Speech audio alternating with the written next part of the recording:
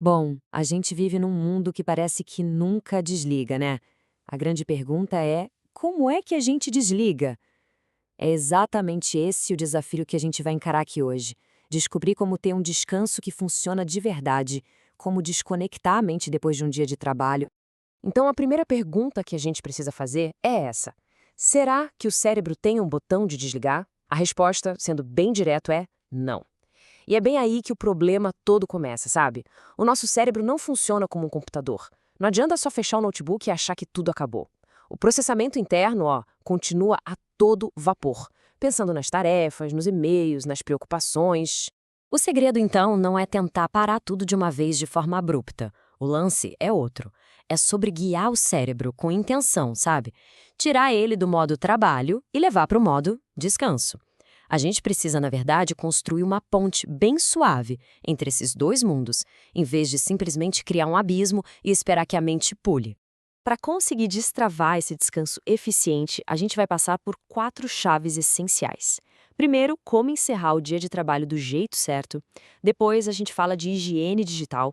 Em seguida, vamos entender que existem 2 tipos de descanso. E, por último, como evitar a sobrecarga no dia a dia. Vamos lá? Então, vamos para a nossa primeira chave, encerrar o dia de trabalho.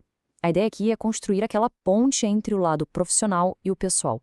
Porque, vamos combinar, se não existe uma fronteira clara, um sinal de que o trabalho acabou, a mente simplesmente continua lá no modo escritório, mesmo que o corpo já esteja jogado no sofá.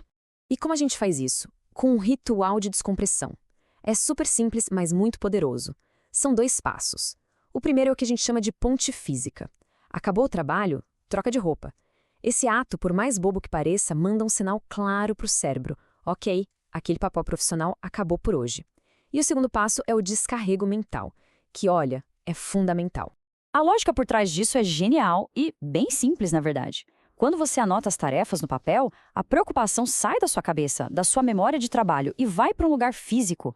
Isso combate uma coisa que o cérebro adora fazer, ficar remoendo tarefas incompletas. Com tudo anotado ali no papel, a mente finalmente entende que pode soltar, que pode relaxar de verdade. Libera um espaço mental incrível. Certo, vamos para a segunda chave. Higiene digital. É sobre aprender a domar o que a gente pode chamar de coleira digital. E que coleira, né? São aquelas notificações, os e-mails, as mensagens, são as interrupções que não deixam a gente sair do trabalho, mesmo quando o expediente já acabou faz tempo. E como a gente domina isso? A prática é bem direta. Primeiro, uma regra de ouro. Se for urgente, de verdade, alguém vai ligar. Simples assim. Então, sem medo, desative as notificações de e-mail e dos aplicativos de trabalho depois do expediente. Outra coisa importantíssima, crie zonas livres de telas. A primeira hora da manhã e a última hora da noite, principalmente. Isso porque a luz azul e o bombardeio de informação bagunçam a produção de melatonina, que é o hormônio do sono. E isso nos leva direto para a terceira chave, que é fundamental. Muitas vezes a gente acha que está descansando, mas na verdade só estamos nos cansando de um jeito diferente. Por isso é tão importante entender que existe o descanso passivo e o descanso ativo. Olha só a diferença. O descanso passivo é aquele de rolar o feed do celular sem parar, sabe? Ou assistir TV no piloto automático. Parece relaxante, né? Mas na maioria das vezes, por causa da superestimulação, acaba deixando a gente ainda mais cansado. Já o descanso ativo é diferente. É cozinhar, caminhar, ter um hobby manual, ouvir uma música prestando atenção. São coisas que exigem uma presença consciente, mas sem pressão. E é esse tipo de descanso que restaura de verdade. E dentro disso, existe uma ferramenta poderosíssima, o poder do ócio. Pode parecer meio contraintuitivo, né? Mas a ideia é, de propósito, não fazer absolutamente nada por uns 15 minutinhos. Nada de celular, nada de música, nada de livro. Esse silêncio dá para o cérebro o espaço que ele precisa para organizar os pensamentos, processar o dia e, pode acreditar, isso ajuda a diminuir a ansiedade. É como uma faxina mental. E já que a gente falou em organização, a nossa última chave muda um pouco o foco. Até agora a gente falou sobre como se recuperar do estresse. Agora a gente vai falar sobre como evitar que ele aconteça. É uma defesa proativa, usando uma regra bem simples para organizar o dia de trabalho. Porque, no fundo, a gente quer evitar aquela frustração clássica, a de passar o dia inteiro ocupado, correndo de um lado para o outro, mas chegar no final e sentir que não fez nada de produtivo.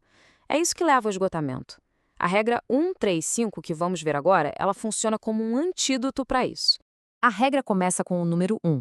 Esse é o espaço para a sua tarefa mais importante do dia, a tarefa crítica. A pergunta a se fazer é: qual é a única coisa que, se for feita hoje, vai fazer o dia inteiro ter valido a pena? Essa é a sua grande prioridade.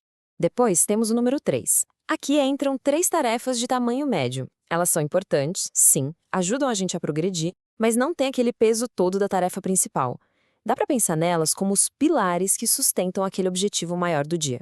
E para fechar, o número 5. Aqui cabem 5 tarefas pequenas. É aquela faxina do dia, sabe? Responder uns e-mails rápidos, fazer uma ligação curta, resolver uma pendência administrativa.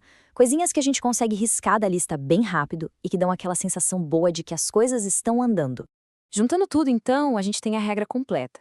Uma tarefa crítica, 3 médias e 5 pequenas. 9 tarefas no total. Pode até parecer bastante, mas com essa estrutura, o plano para o dia se torna super realista e, mais importante, alcançável. O resultado? A gente troca aquela sensação de sobrecarga pela sensação de progresso e de controle. Bom, chegamos ao final. Então, para fechar, vamos só recapitular esse kit de ferramentas que a gente montou aqui para ajudar a recuperar o tempo livre e, principalmente, a paz de espírito. Então, relembrando as 4 chaves. Primeiro, o ritual de descompressão para fechar o dia. Segundo, a higiene digital. Terceiro, escolher o descanso ativo em vez do passivo. E quarto, usar a regra 135 para evitar a sobrecarga. É um sistema completo. E tudo isso deixa a gente com uma última reflexão. A mudança não precisa ser gigante, sabe? Ela começa com um passinho, uma pequena ação, feita com intenção.